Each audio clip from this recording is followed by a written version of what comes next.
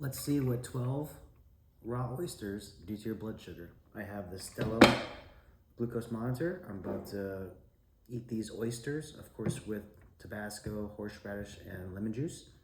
And let's see what it does in a couple hours with our glucose. All right, let's dig in.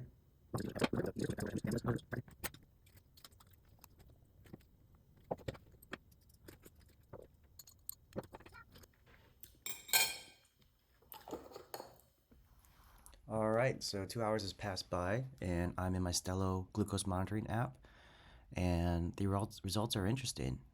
I started off at 92 milligrams per deciliter. 2 hours later, I'm at 83 milligrams per deciliter, so I actually went down 9 points.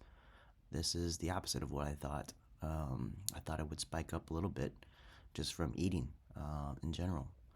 So this is definitely a food that I deem pretty healthy for glucose moderation, and hopefully this is helpful for you.